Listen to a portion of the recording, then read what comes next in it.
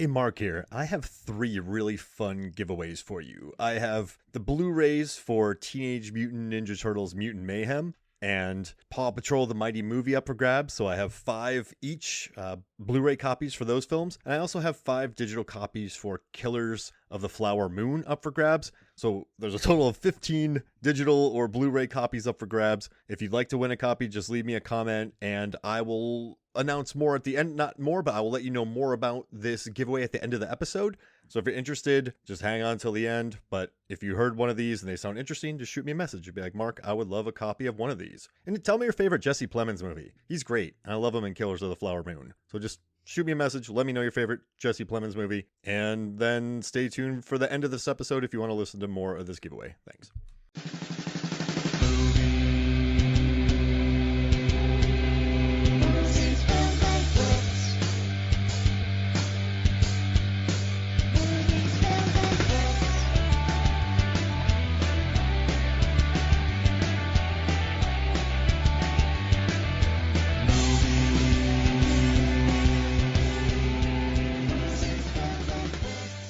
Hello and welcome to Movies, Films, and Flicks. I am Mark Hoffmeyer, and joining me is a man who's just staying alive. It's Billy Patterson.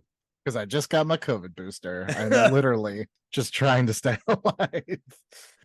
Okay, so we're going to talk about staying alive later in the episode, but whenever you put staying alive on a playlist and you're in your car and you set up a Spotify playlist to listen to all the songs for research and just get in the headspace, you just leave staying alive on for about 30 minutes because you keep rewinding it.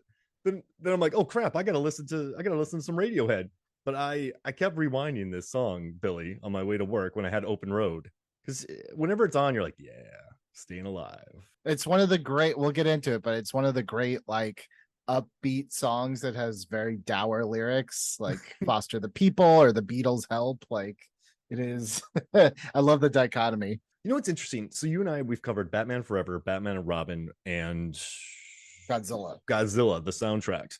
And so we decided to do something much easier and just talk about our favorite songs that were written for a film that weren't performed by an actor or actress or robot or crab during the film. So they can play during the film, they can play during the end credits.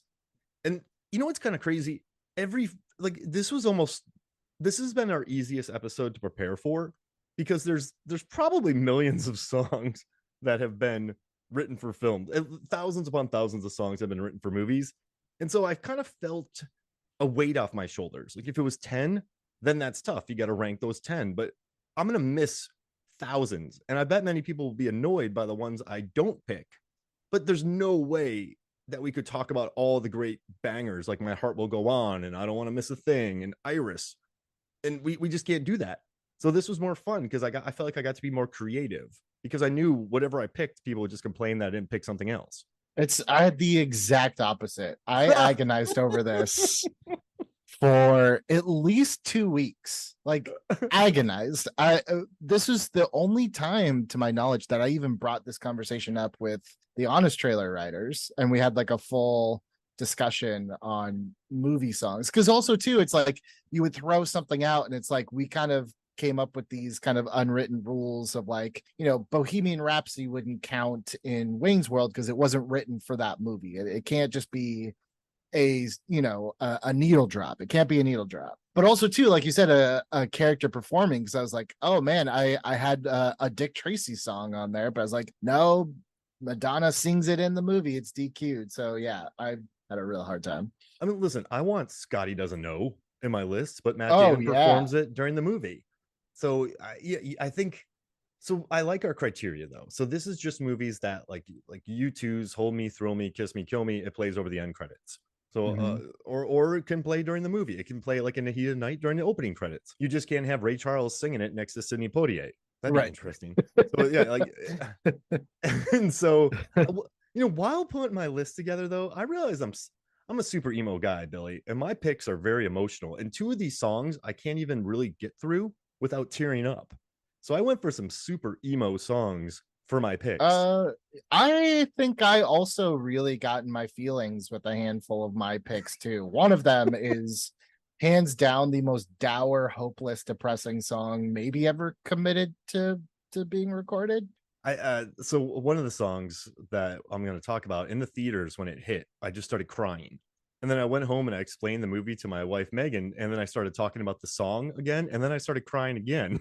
So I got a double cries Oh, from two just cries in one go. yeah. Uh, That's pretty good. it rips me apart. The song just rips me apart.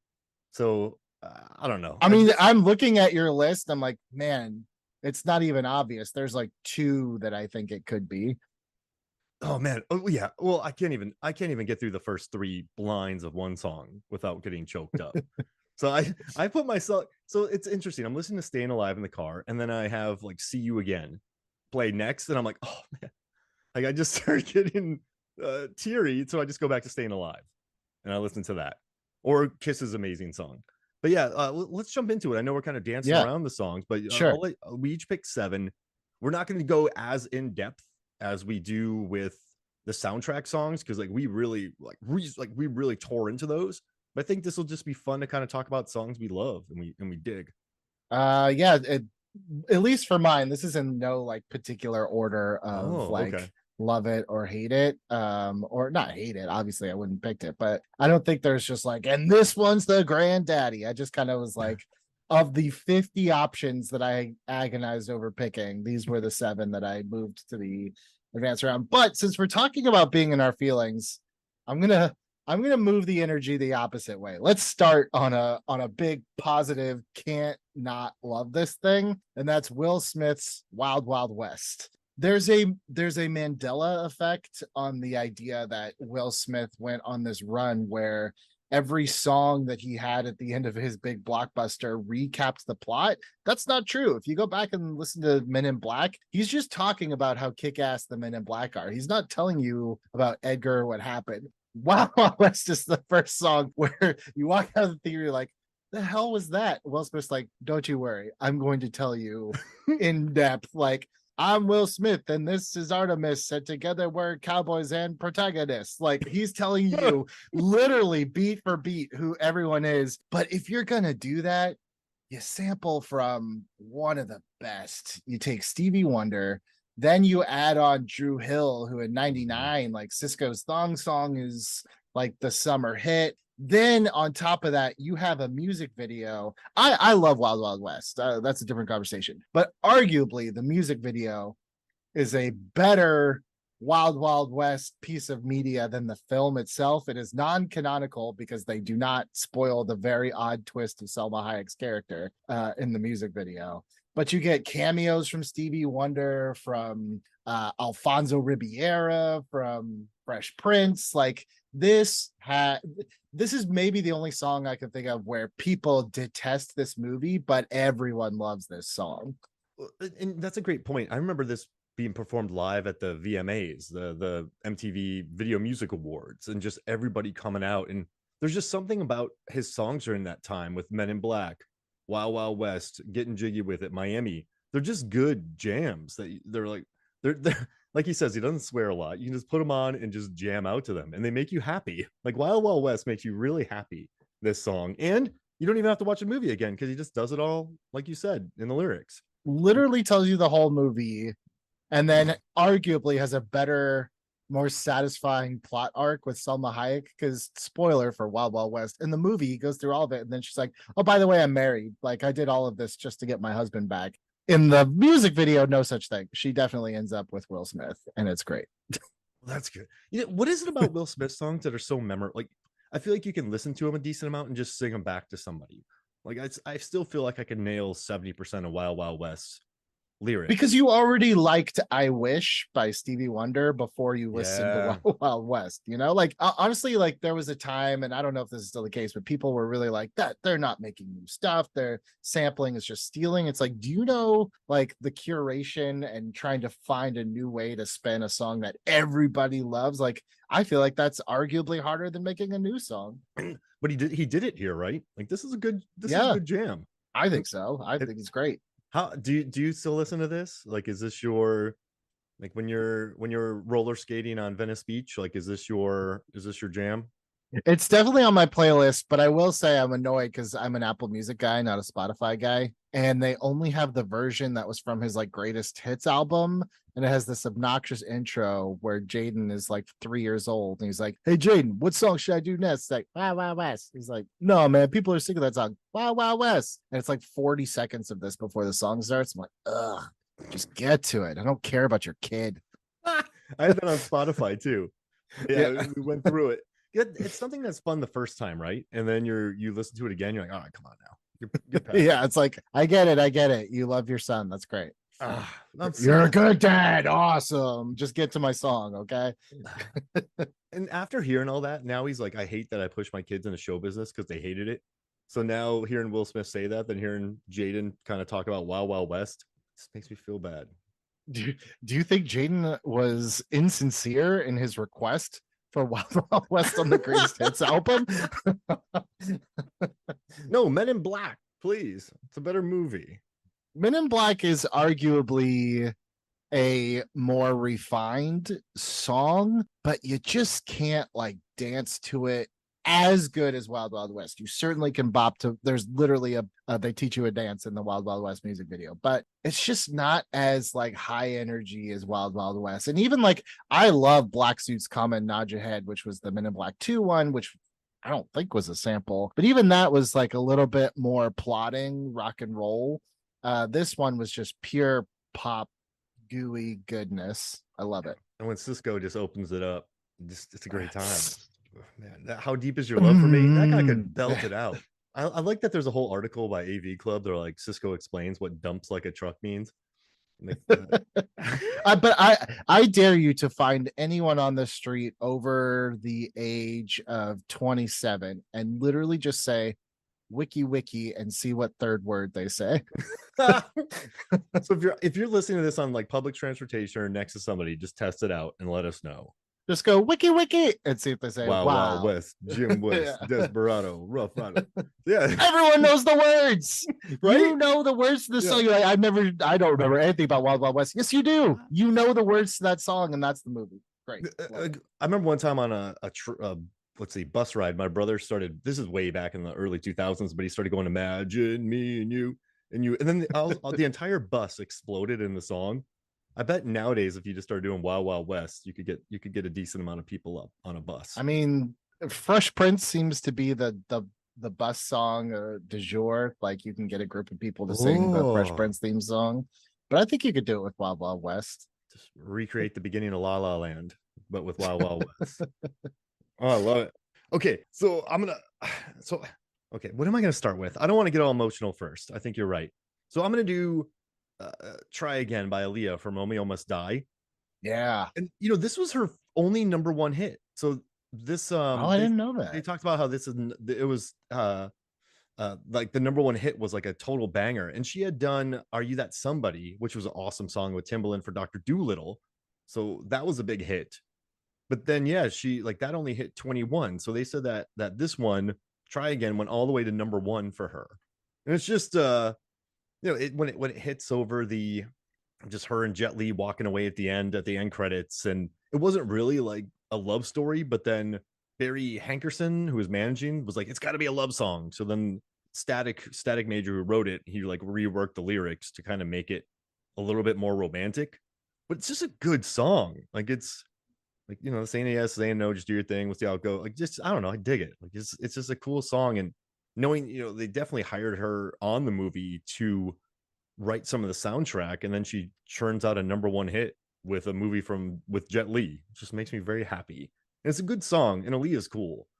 This is like one of the first songs I picked because I just still remember that song. I remember that era. I was a big I thought Aaliyah was awesome, and then just knowing that she teamed up with Jet Li, who's cool, and then this song. There was a weird run in early 2000s where it's like Aaliyah and then DMX became an action star. Yeah, I remember that. There's a really interesting thing here, but I don't know. I just really like this song. I think it's a good one. Like it's good. I can't remember if I'm like conflating timelines in my head, but wasn't this song pretty popular like right when she died too? Like it was still Let's see. When did she When did she pass? When It did was summer of 2001. It was August of 2001 that she died. I remember exactly where I was. Oh wow. And you know what? It's funny because obviously celebrities had died, in my life up to that point, and then there was even like, Princess Diana, JFK Jr., all these big ones, national headlines. But for some reason, her dying was the first time that I was like, oh, this is like, so, she's older than me, but not by a lot. Like, this is like the first person of my generation that is like dead. And I remember I was like, I have no idea why. It's like me and my friends, it was like a hot Saturday night. We were all at like some like blacktop basketball outdoor thing, listening to music, just kind of talking, no one doing anything. And then my sister came and picked me up, and it was on the radio that she was in a plane crash and died. And I was like, this is so weird. I don't know why, but that's the first celebrity I really remember not even being like sad, but just like kind of like in my head about like, oh, like youth can die, Yeah. And when they're on top, like so Yeah. 2000, this movie came out. This was a number one hit. The album went platinum. And she had Village of the Damned. She had this. Like her star was just on the rise. She was away from R. Kelly. So it's like her star was on the rise, and then it just wasn't. And so it was a bummer. But this song is cool. And I also love that Are You That Somebody from Dr. Dolittle. Like she had a couple years there where she dropped some really cool soundtrack songs.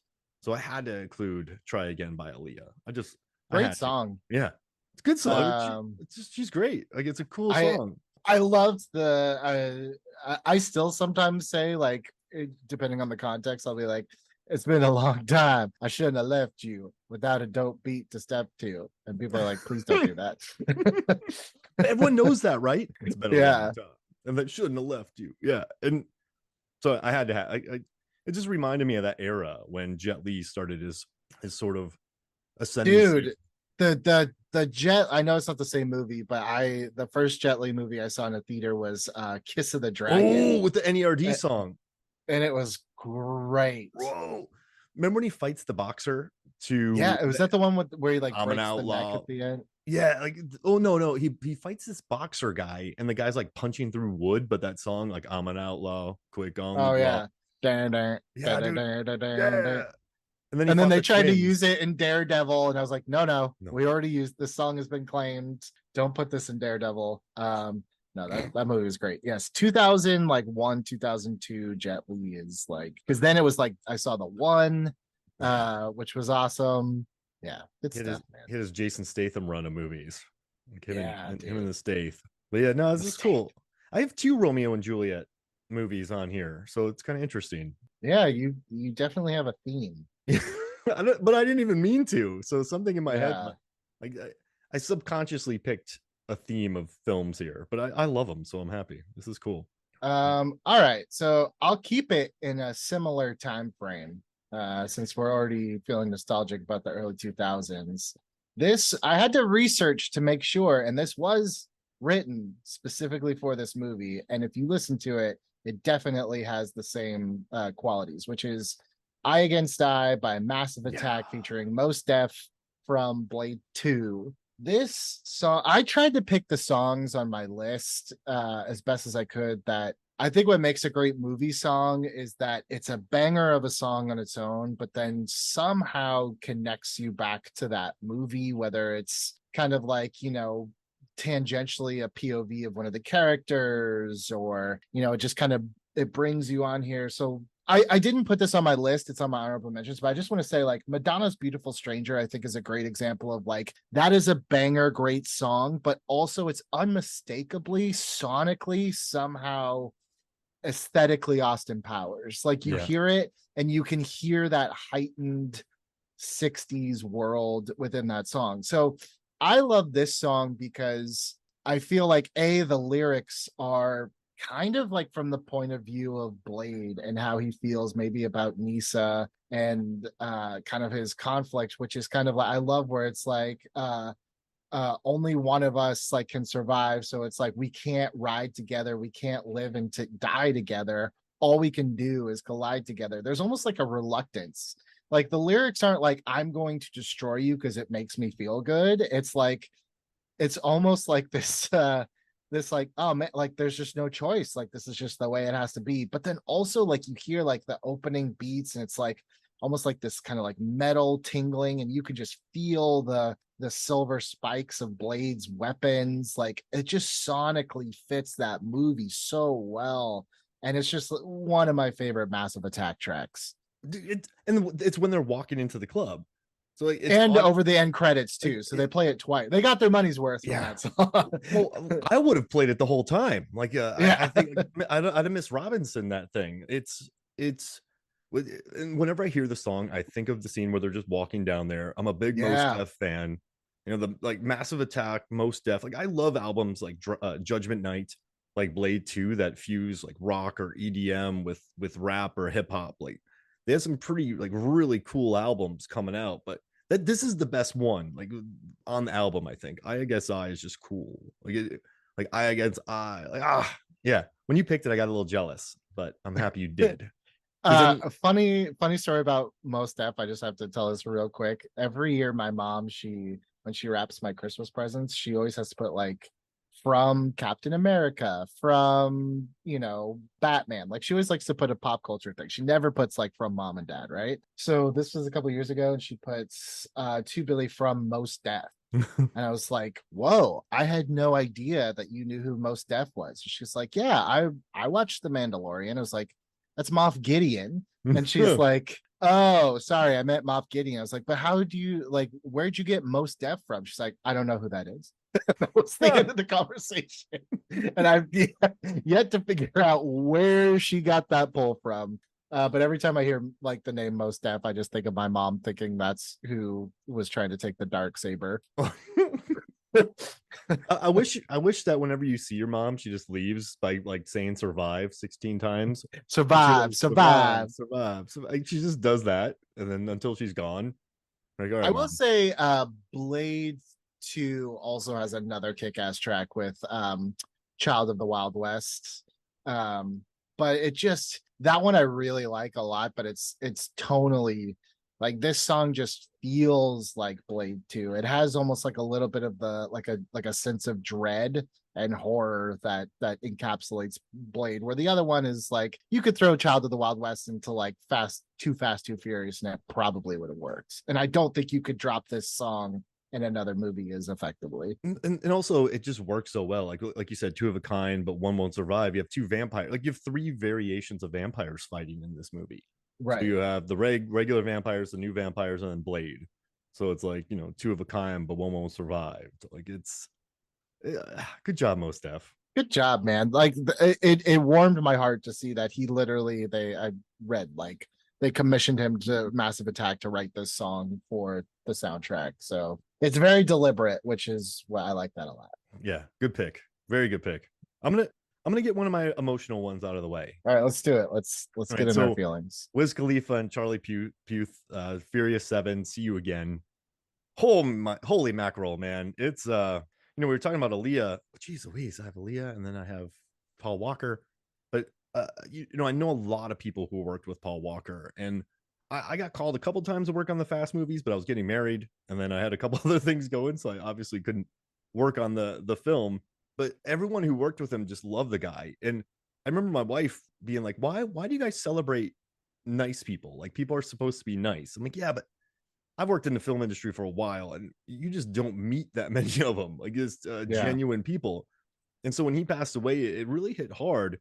And then this stupid song comes out and it plays over the credits of Furious 7. The movie makes over $1 billion. The video gets seen over 1 billion times on YouTube. I mean, just a gigantic song. Just when I See You Again, like, come on, like, just like Wiz Khalifa, like Charlie and Wiz are just so good on it. And I guess Charlie had just moved to LA for 2 days, and then they're like, hey, we need you to come over here and figure something out. And then like Charlie just sat down on a piano and he sang See You Again, and then they're like, oh, do that more. And then he said like, it's a long day. And then that's how they came up with the hook. And then they brought Wiz Khalifa in, and the song is just gigantic. And I was reading some interviews about it, and Mike Knobloch of Universal Pictures, he's the president of music, he said that like, I think it's only resonating because it feels genuine. It didn't feel like a cash grab, this song, right? It felt very maybe it's just the two guys who were singing it. Maybe it was how Vin pulls it off in Furious 7, but it's such like it doesn't feel like a cash grab. It doesn't.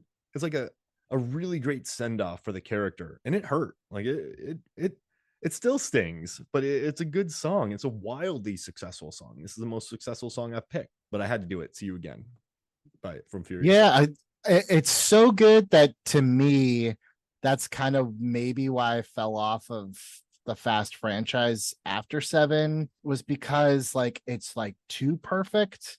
Like it Yeah. doesn't feel cynical. It feels like a true goodbye. So it was really hard for me to like come back to it. You know what I mean? And that's kind of why I saw 8 and then I kind of dropped off. I haven't seen 9 or 10, but yeah, this song also like it's one of those ones where I said it's like it works within the context of the movie, definitely, but it also just on its own, like, you know, I think of other people that I've lost when I hear this song. Like it transcends a Fast and Furious moment, you know. I'm sure it was I was gonna say popular at funerals, but I don't think that's a thing. I don't know. Do they play songs at funerals, like real songs? I mean, Fast themed funerals. Yeah, They will. I'm sure that there was an uptick of like, if should anything happen to me, play this song at my funeral, or make a montage of me to this song. How many like slideshows of like lost loved ones have been set to this? If you have someone that you lost and you set a picture still montage the song, just go ahead and send it to us. Send me the link. Yeah. I want to collect them all. So I just want to sit and cry for like a month and just like edit it together on loop of like all the people that are gone. It's perfect. It's and you're right. It was. I remember everyone who watched it. They're like, "Oh well, Paul Walker looks a little weird CGI." Like, get over yourself, because you know, Yeah, like, no, and then, it's but then everyone, I think the majority of people were like, "That was a classy way to handle that." You know what I mean? Like that was a very classy way to handle Paul Walker's passing for sure. So yeah, that's my thing. great song, man. It's great. It's still great, even like how many years removed are we? Like almost 10. We're like 8 years removed, and it's still great. I wish I could still work. I retired from the film industry, Billy, but I still wish I could be in a party scene in a Fast movie. That's my goal. I mean, there's still time. There's Yeah, you're still right. time. Me and you in there just partying. I want to. We should be two of the racers who lose. I'll be the jaw roll. Monica.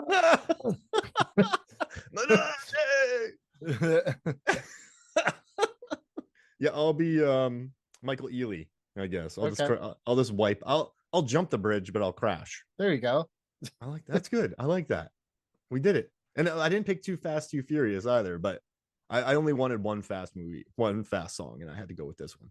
So You could be like Tanner's nephew who is taking over after he retires. I like that. Have they brought that character back since the second one? Oh, is that Remar? Tanner. Who's Tanner? No, wasn't he the oh no, the bald guy with the glasses, right? Who like, no? Am I just getting all of this mixed up? Tanner is an officer where let's see. Tanner. I'm pulling his picture up. Why can't wait, yeah, why not? I'll be Buffalo Bills. I was gonna say, yeah, I'm pretty sure it's the guy for Oh gosh. Lotion. That's what I'll do. I sound like Sean Connery there. Yeah, I was like, all right. My works. My impersonations are horrifying, Billy. Just letting you know.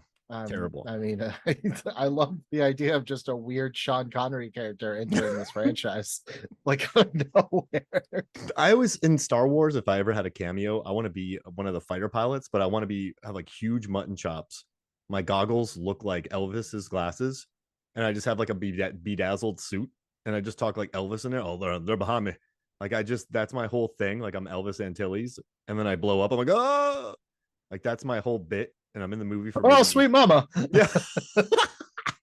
I'm in the movie for a total of 63 seconds, but I have toys and you will have books. 4 action figures. Yeah, a spin-off comic. Yeah, and people are like, is that an Elvis pilot? Oh, mama! Like, so you just mama.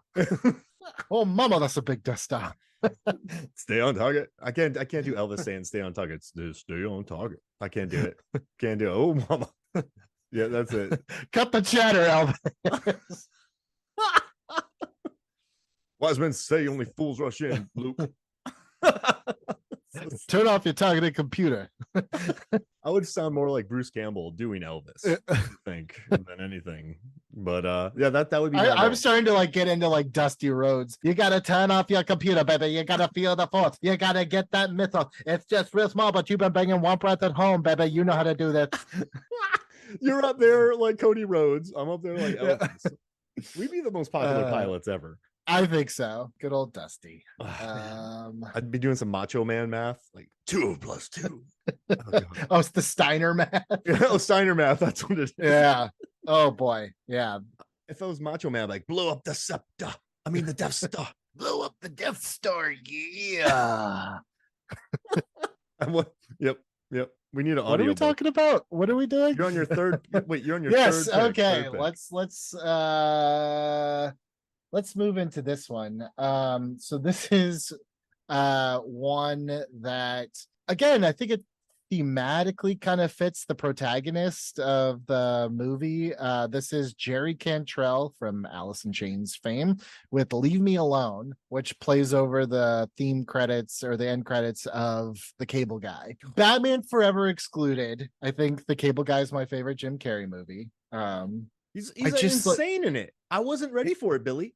That movie messed me up. It really did. It is such like a dark, but like I think I have a lot of the same humor as Ben Stiller because it was directed by Ben Stiller and he also played like the kind of like the quasi Menendez like twins.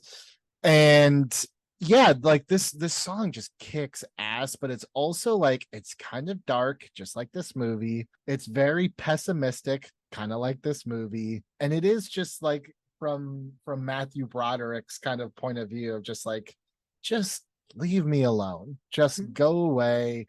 But it also is just like it's just dark enough that I feel like it accentuates the joke at the end of that movie where he's falling onto the satellite, they helicopter him out of there, and the helicopter pilot's like, don't worry, we're gonna take care of you, buddy. He's like, am I really your buddy? Yeah. And then this song kicks in. Like this song I think helps sell that joke of like, here we go again, Mm-hmm. So I just love this song. I'm not the biggest Alice in Chains fan in the world, but yeah, I love this song.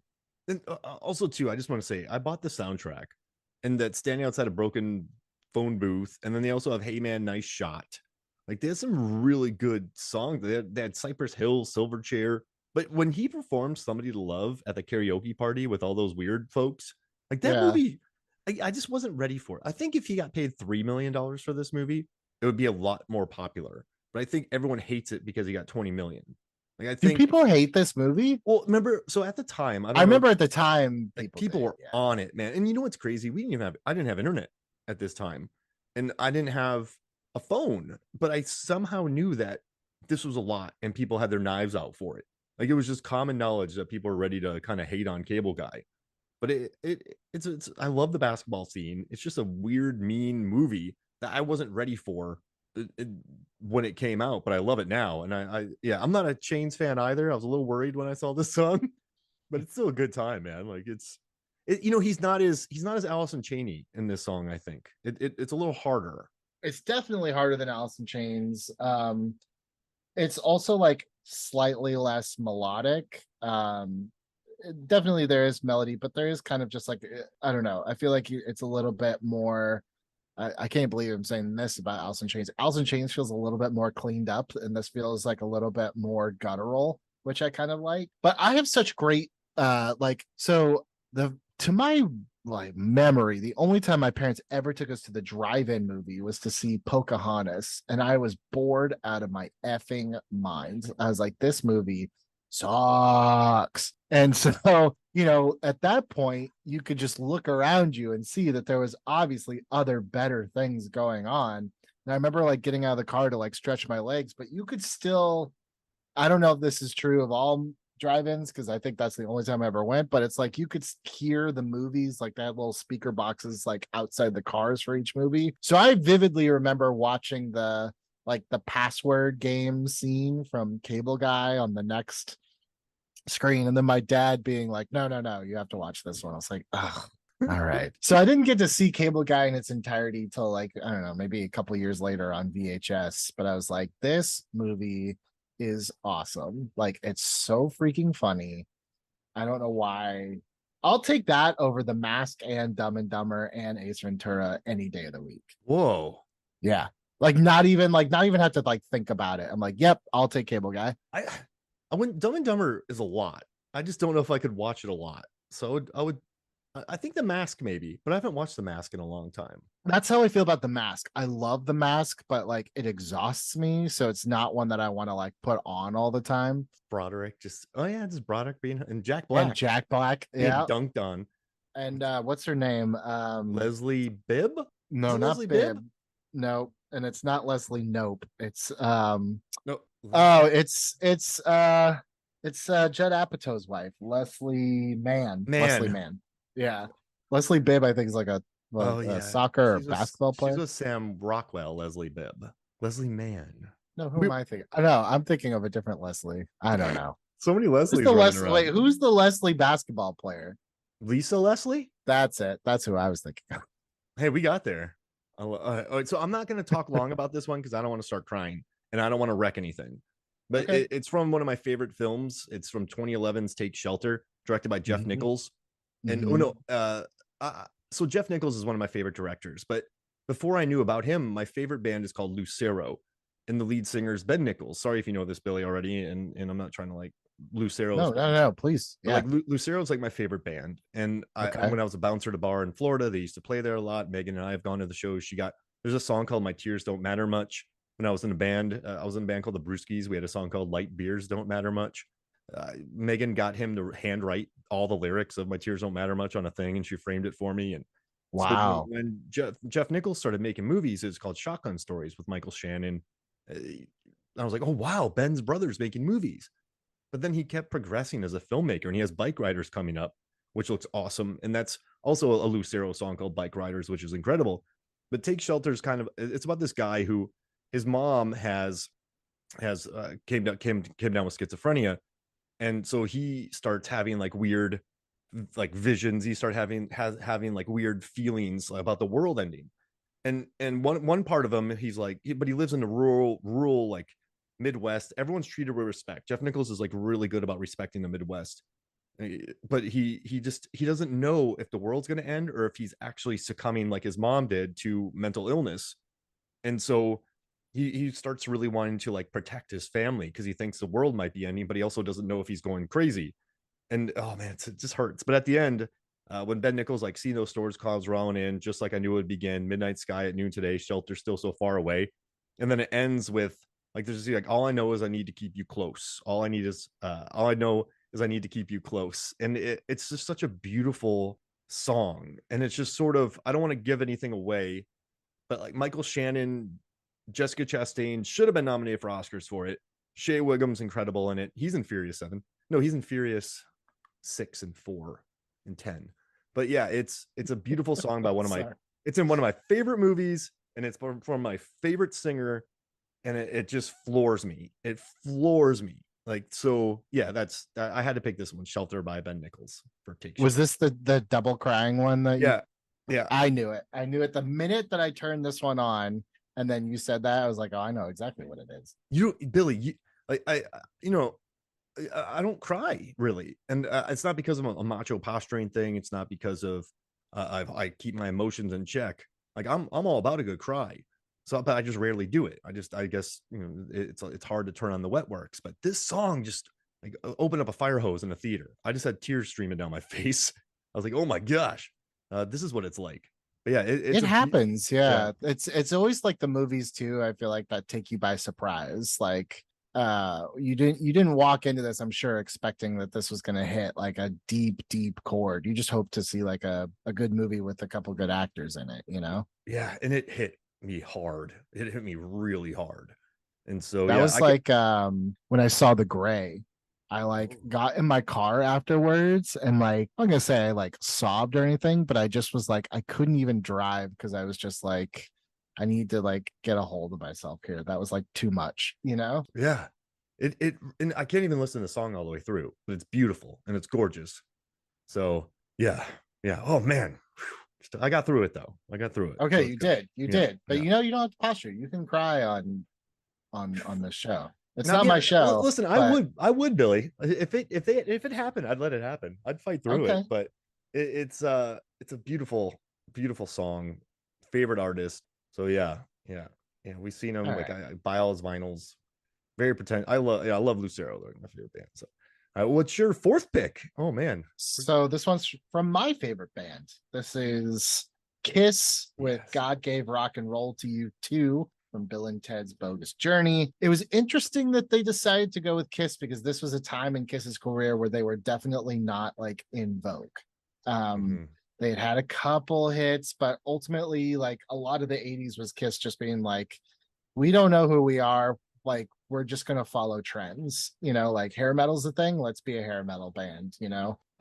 So for the studio to come to them to with this song, which is not a cover necessarily, because they actually like rewrote a lot of they rewrote all the words and some of like the actual like music of it, the arrangement. But this one also is like one of those songs where this might be breaking a little bit of my rule because I think like in terms of the movie, like it fits fine. Like I think it's a good song like in that movie as you know the credits roll, but it's more about what that song meant outside of the movie.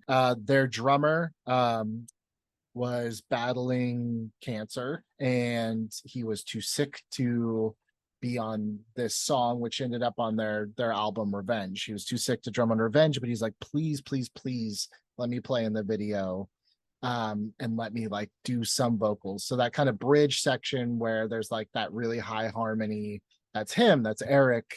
Um, and that was the last thing he ever did. And Oh, that video is kind of like a testament. It's dedicated to Eric, and it's kind of like the theme of that song of just kind of like no matter what going on, like God gave you rock and roll, he gave you music, he gave you this thing.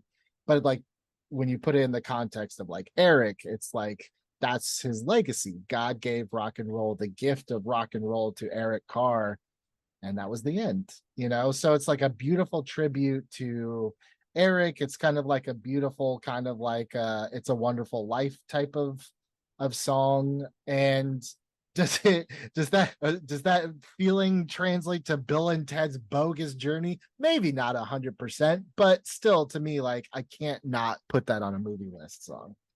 it's a banger, man. Like you could just sit in your car and scream that.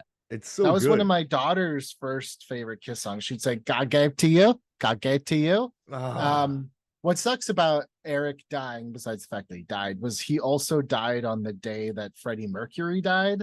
So like oh, no one talked about it. You know, like ah. remember when like Farrah Fawcett died on the same day as Michael Jackson and it just was like no news, you know? Mm-hmm. It was just kind of that. But yeah, love this song. I love that Kiss. It was their very first time doing a song for a movie. They might have done one since then for Detroit Rock City, like a special song, but I don't even know if that played over the credits or not. I know they were like Everclear did like the Boys Are Back in Town cover for the end credits of that song, so or that movie. So this might be the only appearance of Kiss with an original song made for a movie ever. Oh, and it's good. Like this is a hear it in an anthem and just belt it out song. I love it. Yeah, and it was on their Revenge album, and that was like their comeback album. That was a big album for Kiss. They had a couple big hits on them, including this one. I love it. That's a good pick, man. There's a good story behind it. We got Oh, some emotional stuff going on. I got yeah, yeah. No, it's only gonna get worse from here. yeah, and I got a gnarly one right here too. I have Lana Del Rey's "Young and Beautiful" from The Great Gatsby, Mm. and like I just love that. You know, she said we want to get a feeling that the love between Gatsby and Daisy only happens for a few days. Like 5 years ago, they're kids, and she was kind of like, so he has this like it's a youthful romance. He doesn't even know her, and she wrote, "I felt like it was their song. Like, will you still love me when I'm no longer young and beautiful?" It's a song like young love would make, but now they're not young anymore. She's 30. The song's supposed to be the exact opposite. It's like two kids going, "Will always be in love." Like, so I just I don't know, just hearing about how she wrote it with Baz Luhrmann, how he got her to write it. Like he's had I got another huge drop from him later on, but I don't know, I just he also said this. He said like let's make he just said let's make a great soundtrack. Like he's like let's let's make it come from Fitzgerald.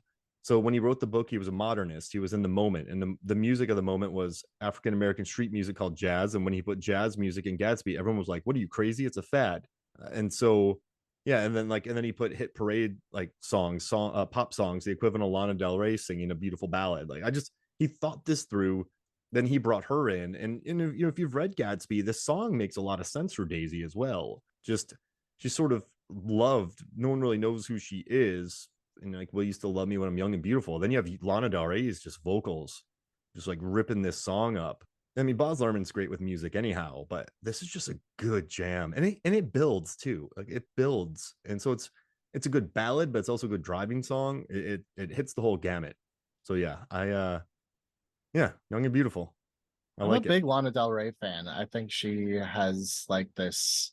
She's like a siren. She has this like alluring voice that just like reels me into genres that I normally wouldn't listen to. And also too, like I don't remember what the reaction around the Gatsby movie was, but I saw it after it came out on like Blu-ray. I was like, that was great. Like I really liked that movie a lot. I did not read Great Gatsby in high school. I was not familiar with the story, so that was actually my one and only introduction to that story. So Oh, yeah. hopefully Boz did it justice. I wouldn't know any better. I mean, I read the book a couple times, and it's definitely about this. I don't know. He nails sadness really well too. If you think about it, Romeo and Juliet, Moulin Rouge, like he knows sadness. So I think he gets the excessiveness of Gatsby, and then he blends in like the sadness of the characters really well. So I think homeboy Tobey Maguire is a perfect Nick, just sort of a not like a blank slate, but just the dude. He's just watching everything. So I think the casting was good. The movie's just bombastic, and the song is cool. So I had to go with some Lana Del Rey. I The had the bombacity I feel like works for Gatsby. So like I liked Elvis, but I kind of felt like ugh. the bombacity of Lerman took away from like I was really interested in the man, not the spectacle. But I feel like for Gatsby, that's like exactly the point, you Yeah, know? yeah, because they're all ideas, right? They're all moments, like they're Right. memories, and so that's the way to tell the story, at least for me. So yeah, I think he nailed it.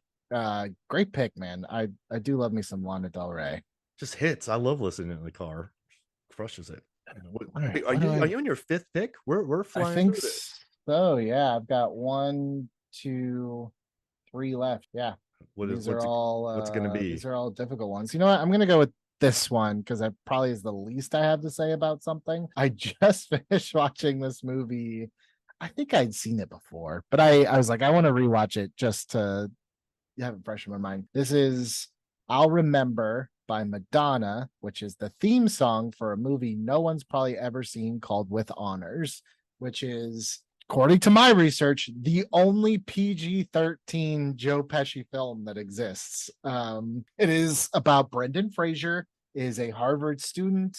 He writes his thesis, drops it down a vent, and a homeless Joe Pesci basically holds it hostage. Says, I'll give you one page back every day that you like give me food and whatnot. And of course, like typical early 90s, it's they form a friendship in the most myopically, probably like non-disrespectful way to look at the homeless crisis. And you know, they change each other for the better. It's like if an AI wrote a 90s drama, it's With Honors. But Madonna to me is like queen of the soundtrack songs.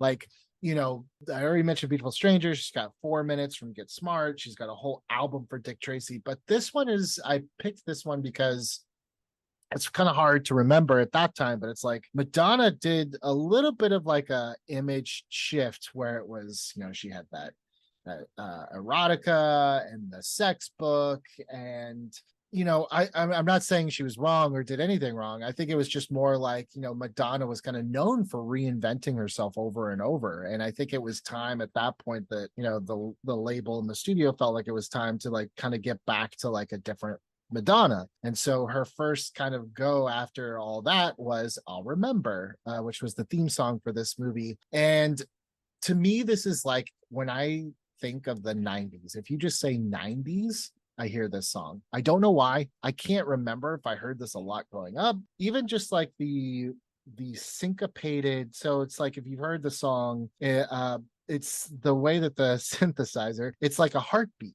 So instead of going da da, it's ba ba ba ba ba ba ba ba ba ba ba ba ba ba, and so you kind of have this really cool kind of like different approach, but it's definitely from the point of view of the Brendan Fraser character. It's really just about like telling someone who meant something to you in your life, like, I will always remember what you did for me. It's a great song. It's top 5 Madonna, like, for me. Wow. I hadn't heard this song since the 90s, but as soon as I saw it, I was like, and I'll Yep. remember the things that you gave me. Now that I remember that I'll remember. Like I couldn't I'd never seen the movie, but as soon as you said it, I could sing a lot of this song Yep. just based on the like it's a chill song and it's fun to listen to, it's relaxing. Never saw the movie. I've been meaning to for decades, like I told you, I but don't think you need to. oh, okay, Like, good. it's one of those things where like when you watch it, there's not a moment where you are not 4 scenes ahead of this movie. Um an interesting cast, like I said, Joe Pesci, Brendan Fraser, Maura Kelly, and Patrick Dempsey, and Gore Vidal is like his teacher. It's like a interesting cast. It's just like for some reason, and I wish I could put a tangible feel or thought to it, but it's like if you asked me what the 90s felt like, I'd just be like, just listen to that song. That's like what it felt like to me. Because there's a lot of different ones like that. You had the Cardigans, you had the Cranberries, kind of not similar songs, but then you had that what mouth when I kiss your mouth. There's a lot of Mhm. songs like that in the 90s that went with it. No, I dig it. It brought back good memories that you picked that. I will say the one cool thing too is like not a lot of songs do this, but when watching the movie again, they do incorporate the song as part of the score. So the song isn't played in its entirety till the credits, but the theme is definitely woven in the score to a couple parts. Gotta get your money out of Madonna. I mean, at least out of that melody, like it definitely hits there. I always love when movies do that, where it's like they did that with Batman Returns with Susie and the Banshees, the face to face, where you're not even sure where the song starts and the score starts, because they weave in the Catwoman theme to it. I don't even remember that. But so wait, Maybe I is it should put that Batman? on the list. Batman Returns. Yeah, Batman Returns, Susie and the Banshees. It's when they're dancing at Shrek's holiday party, and it's like so woven into it's a chicken and the egg. I don't know if Tim Burton or not Tim Burton, if Danny Elfman wrote the score around that song or they wrote the song to incorporate the score, but it's like there comes a part where they realize they're Batman and Catwoman, and it's like almost indistinguishable if the score is playing right now or if it's still the song. It's great. Perfect pick. Yeah. She's oh man.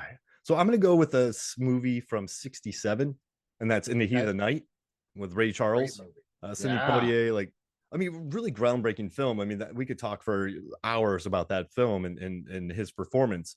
But I love that Alan Bergman, who was talking about this movie, he said like the song had a function. You hear it in the opening titles as the train comes into town. And director Norman Jewison said, "I want you to write a song that sets the stage." And he also sort of matched the tune with the action of the film, and it's just a really good song. I mean, Ray Charles sings the heck out of it, and just it sets the tone for the movie. I've got Trouble Wall to Wall. It's just it it's just a really good song. Sets the tone, plays over the opening credits. Then you get him walking off like in at night all alone. It just does a really good job of setting the stage. And I found out something interesting. They said the line "Stars with evil eyes stare from the skies, all mean and bright." That was originally Mean and White, but then the studio asked them to change it to Bright. So I thought that was You interesting. can't see me rolling my eyes. But yeah, that was Uh, 67, right? And they yeah. said that wouldn't happen today. It broke our hearts for a while, which, that's a bummer. But the movie was groundbreaking. Like it was. It was a groundbreaking movie, beautiful movie. If you've never read, there's a book that what's his name? I forget the guy's name, but Mark Ellis, maybe? No, not no. That's I work with him. Not our friend Mark Yeah, Ellis. Yeah. not our friend Mark Ellis. I was like, he wrote a book. Can he read No. a book? No, I'm just kidding. I love you, Mark. I mean, give enough Coors Lights, and we'll see what happens. Yeah, some Heritage Crunch if you've watched his latest stand-up special. So yeah, it's yeah, man, I can't think of who wrote it, but there's a really good book about all the films that were nominated for Best Picture in '67, and it's just a wonderful read about the times and how movies were changing. But yeah, just I love the song. I love In the Heat of the Night. I love Ray Charles, and just yeah, and once again, the song had a function. It sets the stage, and it's just a cool short song that's over in like 2 minutes and 30 seconds. So But I think that's the difference between, like, when we had those soundtrack discussions where it's just like some of those songs were awesome, but they were clearly put there to fill an Mhm. album, where it's like a song that is like commissioned to really set the stage for a movie. Like, that's special, And this one it's a beautiful jam. It made me happy when I found it and picked it. So yeah, I'm pleased with that. I like it. And maybe Mark Ellis wrote it. Who knows? Yes, famed musician composer Mark Ellis. I mean, he does a lot that we don't know He about. So does. He does. All right, I'll keep this in not the same. This was fast forward about a decade later, but in 1976, 77. This is Staying Alive, the yeah, opening theme for Saturday Night Fever by the Bee Gees. That whole soundtrack is just a masterclass on how to tell a story. The Saturday Night Fever soundtrack, if you can get, it just breaks my heart that people think that Saturday Night Fever is a silly disco dance movie, because it's like, it is so far from that you probably will have like culture shock if you watch it, because it couldn't be further from that. But the soundtrack, I feel like, kind of every song on that soundtrack definitely contributes to the overall story of that movie. But Staying Alive is, like I said, it's one of those great songs where I love the dichotomy of when the music does not match the lyrics. This song represents the turmoil of Tony Montana, or sorry, not Tony Montana, Tony Manero, very different movie. To a T. It's you could tell by the way I use my walk. I'm a woman's man. I don't got time to talk. Pompous. yeah. But then there's also, and it's in this high falsetto. It's like, I'm awesome. But then, in the bridge, there's kind of this lower register cry for help. Life's going nowhere. Somebody help me. That's what the movie is about. That is literally what the entire that song tells you exactly what this character is all about. He is stuck as being a big fish in a small pond, and he realizes by the end, like, oh, I'm actually a piece of shit, and everything that I like have prided myself on is terrible and is probably going to get me killed. And the best part of that movie, which I've seen so many think pieces be like, this movie is racist, sexist, I'm like, yes, absolutely it is. You're not supposed to like Tony. And I love that the very end of the movie, he does not just magically end up in a couple with this girl. All it is this realization of like, I think I'm a bad person and I don't want to be that anymore, but I don't know how. And that's how we leave it. We leave him. I don't count Staying Alive because that's something the movie, but like, if you leave Tony on that note, you're just like, I really hope that kid is sincere and figures out that like this isn't how you live your life. But it's like, yeah, the Staying Alive song at the beginning, like, that tells you everything you need to know about what you're about to see. Life's going nowhere. But Somebody you help notice it's like me. a different one of the different Somebody help me. brothers Yeah. singing that part. It's very noticeably different from the you can tell by the way I talk, like, like the falsetto versus the kind of the chesty singing. Like, there's definitely a dichotomy in the song too, of just like, I'm awesome, but also like, hey, help me out. It's the Beatles help, like John Cool. Lennon's literally depressed saying like, I'm not who I used to be when I was younger. It was so much easier. Somebody help me. And everyone's doodling their heads like, ooh, this is like such a fun song to dance to. And John's like, I'm crying in the corner, feeling, depressed. That's what Uh, staying alive to me is. it's one of those songs that like once that light like once you finally figure out this song, like once you finally pick up on life's going nowhere, then you're like, wait a second. But if you don't Right. even listen to the words and just listen to the bop, you can just have a great time with it. But then you start listening to the Definitely. lyrics and you're like, oh no.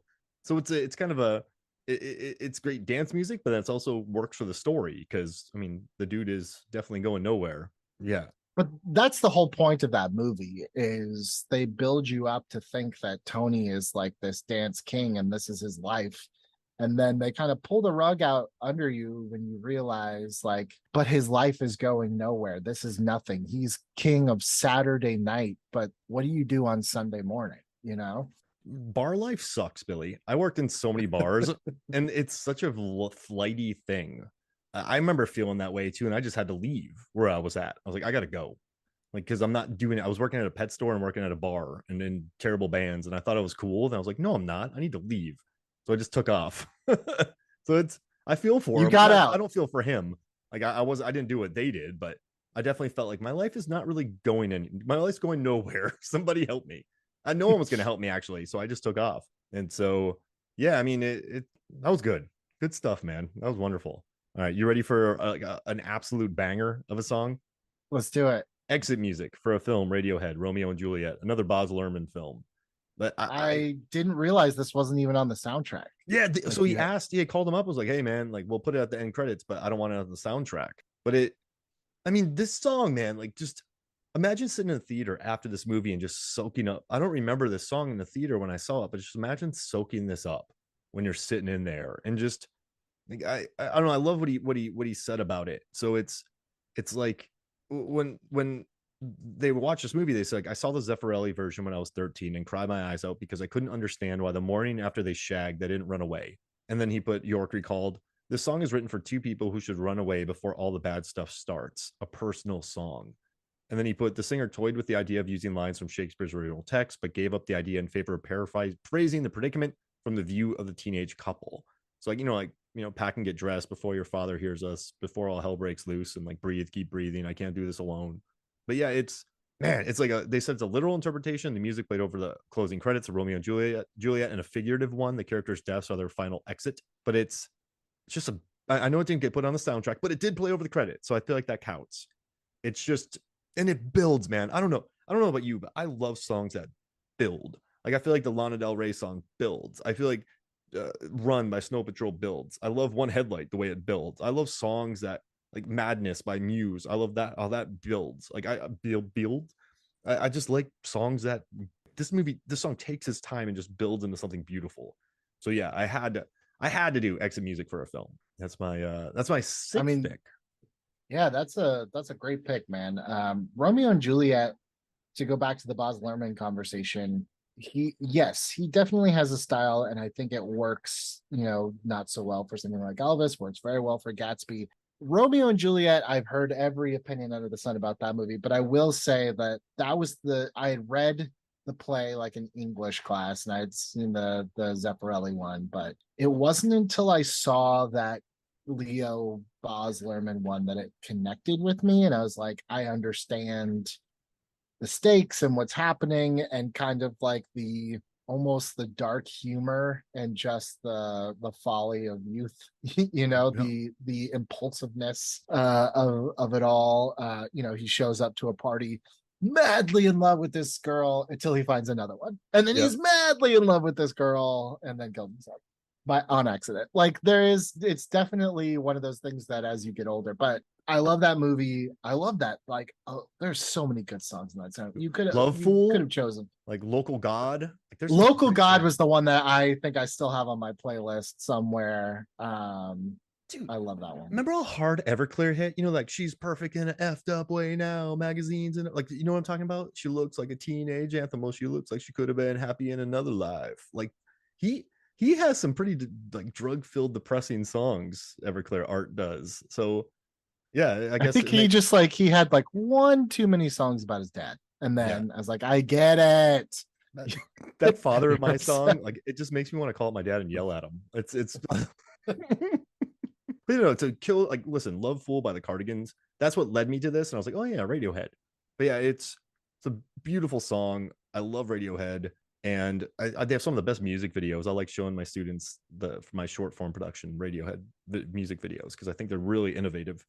But yeah, I had to add this, so I had to. And now, hey, before we make our final picks, I want to read something real quick. I asked MFF Sure. followers on Facebook to give me their list, and I got a ton of answers.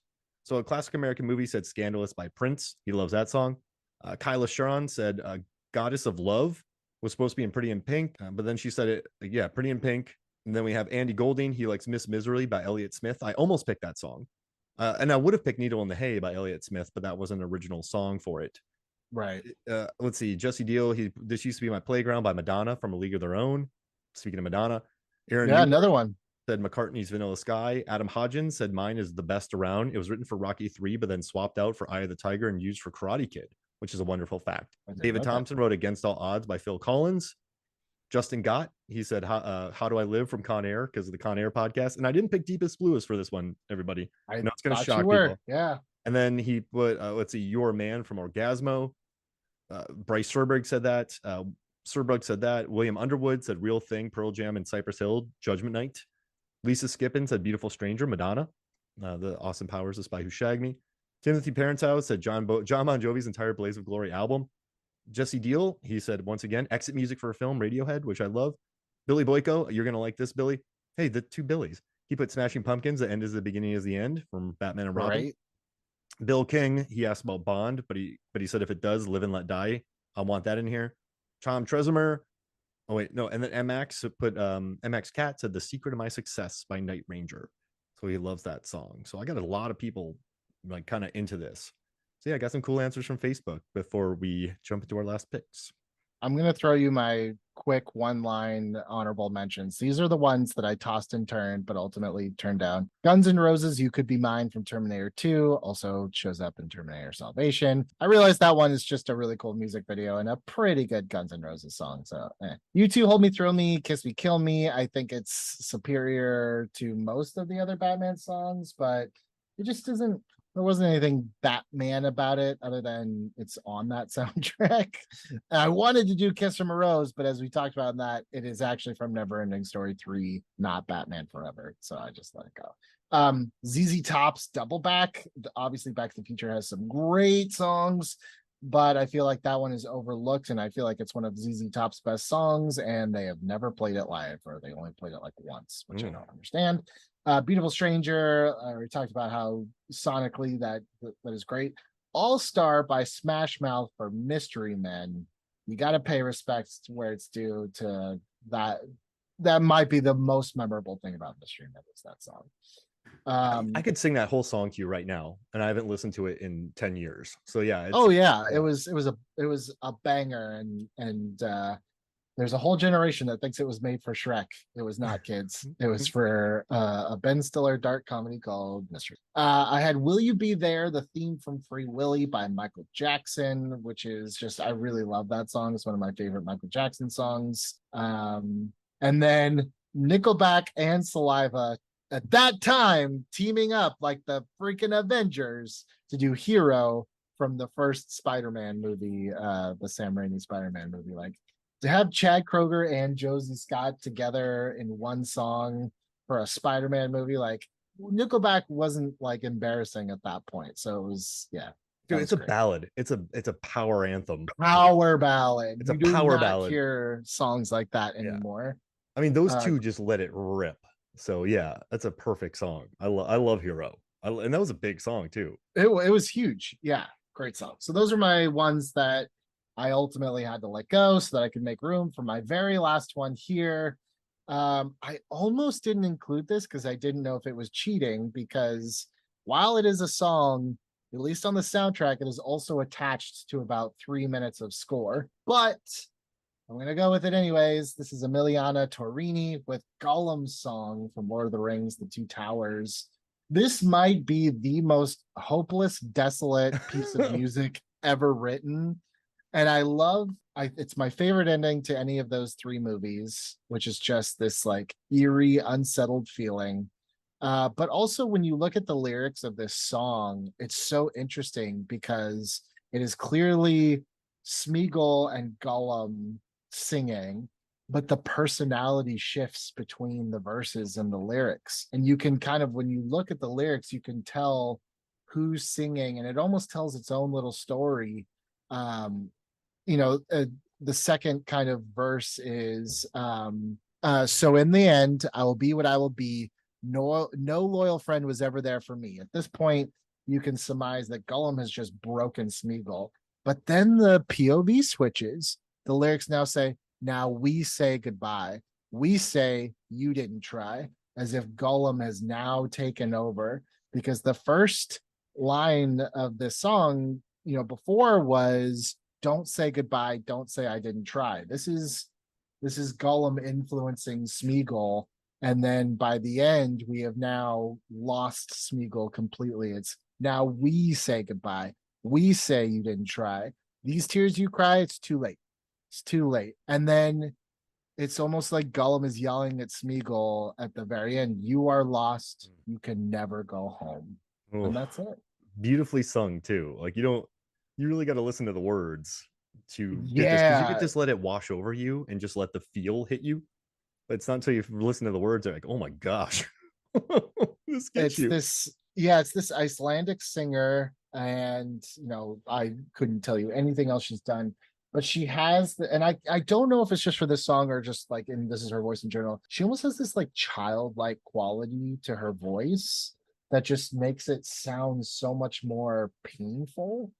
um if you are feeling down, avoid this song like the plague. There is like no way that you can listen to this and feel good about things. And then it goes to like, it's clear that this was made for like the end credits, because then on the soundtrack it kind of diverges into like into the Rohirrim, the Rohan theme, and then the, you know, the final finale of the credits. But up until that point, man, like of all of May It Be and Into the West, I think Gollum's song is the standout song from that trilogy. Oh, it's wonderful. I'm so glad you brought it to me. I've been listening to it, and I like depressing music, Billy. I feel like I find it comforting. I mean, this hit me at a time in my life too. I was like, you know, a junior in high school, so I'm already Uh, feeling all the things. And it's oh like, gosh. yeah, this is just like, you know, the biggest instigating song that you could listen to and just be like, yes, no one understands me. Get away, slam the door. Ah, so perfect picked. I'm so glad you picked, because like there's some really good, well, I guess I love the song that what Billy sings in That's it, in but he sings it, so the he can't do it. right. And then there's like Into the West is an Annie Lennox one, and the May It Be one is cool. I like that song, but it just like it feels more like just the elves singing. Yeah. It's a little more ethereal. This is like guttural. This is like, and just the way that the music, when you marry it with the film, where it's like you realize like Smeagol's gone. He's not coming back. And he's like, she could do it once they're dead. Once they're dead. And then the music starts playing, and it's like, come on, hobbits, long ways to go yet. It's like you left that theater feeling like on edge and full of tension. And maybe you knew how the story went. At that point, I did not. So I just was like, oh my God, I've like the best kind of like knot in my stomach. So good. And listen, I know we got to get you out of here, Yeah. so I'll drop my final one. It's Vindicated by Dashboard Confessional from Spider-Man 2. One of the Great best, song. one of my favorite anthems. He was in Hawaii, Chris Caraba, when they called him. And so he actually wrote, he had already submitted a song, and then he kind of like got swept up in some emotions, and he called them back up. And he's like, hey, I got a song. And like, well, you already submitted it. He's like, well, can I play it live? And he played it live. The woman listened to it, the rep for Sony, and she goes, wow. And she's like, can you go record it? So they're in Hawaii. They had to find a recording place in the morning. They recorded it. They sent it. They sent in the demo, and she loved it. And she's like, hey, you got to be in California the following morning to record the single. And then it became the single of the album. And if we're talking like bands from my youth that I like, not youth, my 20s, that I loved, it was like you had Dashboard, you had Yellow Card, you had Taking Back Sunday, Lost Prophets, the Ataris. Like you had some bands that I loved back then. And so, but this one's cool. Like just the Vindicated. I am selfish. I am wrong. Like help dangles on a string. Like, and when Krabba could belt it out back in the day, he could just wail. And this song just hits, and it's just so good for Spider-Man 2. It's like one of my favorite superhero movies ever made. And their old anthem, like hands down, is like an awesome song by Dashboard Confessional. They also have that song Stolen. And like there's my favorite line in that. He's like, "You are the best one of the best ones." Like I always say that about my wife. She's the best one of the best ones. Like it's just such a cool line. And so like his emo style really hit me hard. So I had to include Vindicated from Spider-Man 2. That, the whole soundtrack for Spider-Man 2, I love that train song, Ordinary, that plays right after Vindicated fades out in the credits. Like there's just some great, like yes, an already great comic book movie, but it feels like that soundtrack just like they got the assignment, you know? Yeah. Yeah, it's this one's I think is one of the more complete, like for the movie. Like it's everybody was into it. And like, I don't know, I dig it. So yeah, I had to do Vindicated. I had to have Vindicated on this. But yeah, so this was What'd you awesome, think of man. the Snow Patrol one from Spider-Man 3?